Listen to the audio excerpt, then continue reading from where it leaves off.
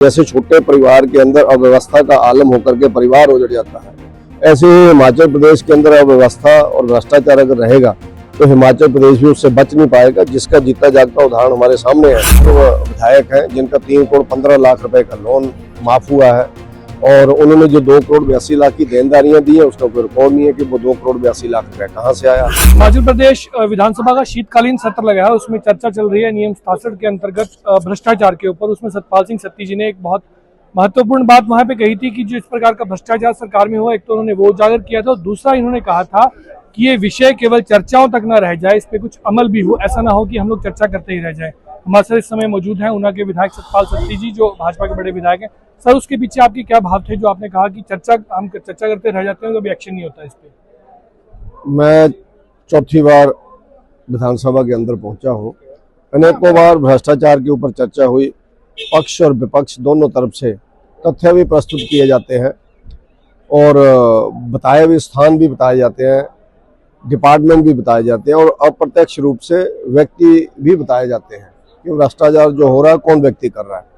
लेकिन मैंने देखा कि हमेशा उन सब बातों को विपक्ष की बात मानते हुए उसको छोड़ दिया जाता है, क्योंकि विपक्ष ही भ्रष्टाचार की बातें उजागर करेगा सत्ता पक्ष की। तो मेरा यही कंसर्न था कि हम लोग जब चर्चा कर रहे हैं तो किसी न किसी के ऊपर तो कोई कार्रवाई हो, और कार्रवाई कोई हम ये नहीं, मैं चाहता हूं कि किसी को बायस्ड होकर के कार्रवाई करें। जो उसमें दोषी हैं उनके ऊपर कार्रवाई करनी चाहिए, क्योंकि हिमाचल प्रदेश के अंदर आर्थिक स्थिति बहुत खराब है और हम ऐसे जिसको हम लोग कह सकते हैं कि जैसे छोटे परिवार के अंदर अव्यवस्था का आलम होकर के परिवार उजड़ जाता है, ऐसे ही हिमाचल प्रदेश के अंदर अव्यवस्था और भ्रष्टाचार अगर रहेगा तो हिमाचल प्रदेश भी उससे बच नहीं पाएगा। जिसका जीता जागता उदाहरण हमारे सामने है कि हम लोग कर्मचारियों को पेंशन, उनके मेडिकल बिल, उनकी तनख्वाह समय पर नहीं दे पा रहे हैं।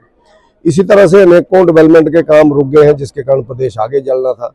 तो उसका मूल कारण यही है कि हमें जो आर्थिक सहयोग जो हमारे मिल सकता है, जो भ्रष्टाचार की मुंह में चला जाता है, उसको हम लोग, जैसे मैंने माइनिंग का विषय उठाया, जैसे मैंने अवैध कटान, पेड़ों के कटान का विषय उठाया। माइनिंग में आपने कहा कि वहाँ पे क्या ऐसी मजबूरी होगी कि पूर्व मुख्य जो deputy chief minister Mukesh Agnihotri हैं, उनको बोलना पड़ रहा है अपने अधिकारियों को पब्लिकली। वहाँ पे क्या ऐसी स्थिति बन गई है? हाँ, उन्होंने जनसभा के अंदर बोला कि भैया किसी को भी इसका अलाउ मत करो। इसका मतलब उनकी कमरे के अंदर नहीं सुनी जा रही है। और जो करने वाले लोग हैं वो माननीय मुख्यमंत्री जी के करीबी हैं, कांग्रेस पार्टी के पदाधिकारी हैं, कांग्रेस पार्टी के अनेकों लोग उसमें इन्वॉल्व हैं, उनको उनमें हिस्सेदारियां जाती हैं, जिसके कारण मुझे लगता है माननीय मुख्यमंत्री भी उसमें कार्रवाई नहीं कर पा रहे हैं। कहीं ना कहीं उनकी मजबूरी रही होगी, लेकिन मजबूरी प्रदेश को महंगी पड़ रही है। ये मजबूरियां प्रदेश के लिए महंगी हो रही हैं। प्रशासन को ऐसे कामों के लिए लगाया गया जो काम ही नहीं है, लेकिन जिस काम को प्रशासन को लगना चाहिए उसके लिए प्रशासन को काम नहीं दिया जाता, जहाँ उनके ऊपर दबाव रहता है। क्योंकि ऊना जिला में तो मैंने प्रशासनिक अधिकारियों से बातचीत की, पुलिस के लोगों से बातचीत की, तो उनका कहना था, हमें इनकार किया हुआ कि हम लोग जा नहीं सकते, आप लोग कहीं भी खेतों में, खड्डों खलिहानों के अंदर मत जाएं, आप लोग चेकिंग मत करें। अनेकों जगह के ऊपर वहां पर गुंडागर्दी हो रही है, FIR ही लॉन्च नहीं होती है, लोगों को धरने देने पड़ रहे हैं FIR लॉन्च करने के लिए। हत्याओं के केसों को आत्महत्या में बदला जा रहा है, ऐसा उदाहरण ऊना के अंदर आया। दो बातें हमने KCC बैंक और हेल्थ डिपार्टमेंट की भी कही थी सर, उसमें कौन लोग संलिप्त हैं? KCC बैंक का तो मैंने बताया, हमारे ऊना के पूर्व विधायक हैं जिनका 3 करोड़ 15 लाख रुपए का लोन माफ हुआ है और उन्होंने जो 2 करोड़ 82 लाख की देनदारियां दी हैं उसका कोई रिकॉर्ड नहीं है कि वो 2 करोड़ 82 लाख रुपए कहाँ से आया। तो मेरा ये कहना है कि यही वो भ्रष्टाचारी लोग हैं जो वो पैसा देते हैं और उसके बाद अपनी पुरानी देनदारियों को किनारे किया जाता है और देनदारियां दी जाती है। लेकिन हेल्थ का अनेकों उदाहरण है। एक अधिकारी के बारे में आपने हेल्थ डिपार्टमेंट के अंदर शिमला के अंदर ही एक ऐसे व्यक्ति को, सॉरी धर्मशाला के अंदर एक ऐसे व्यक्ति को लगाया गया है जो ODI के अंदर है।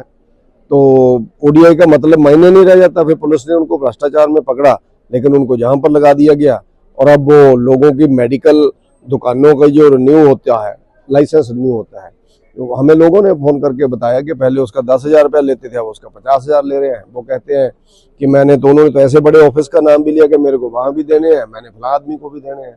तो अगर इस तरह से हम लोग ODI के अंदर आए हुए अधिकारियों को लगाएंगे तो जो अच्छे ईमानदार छवि वाले लोग हैं, काम करने वाले लोग हैं, उनको नहीं, अच्छी प्रभावशाली पोस्ट के ऊपर नहीं लगाएंगे तो मुझे लगता है उनका मन फिर खट्टा होता है और जो ऐसे भ्रष्टाचारी लोग हैं वो दंद नाते घूमते हैं। उसी के कारण भारतीय जनता पार्टी ने नियम 67 के अंदर विधानसभा के अंदर जब विषय लाया और अलग अलग मुद्दों को उठाया, अब देखते हैं माननीय मुख्यमंत्री इसके ऊपर क्या कार्रवाई करते हैं। बहुत बहुत धन्यवाद सर हमसे बात करने के लिए।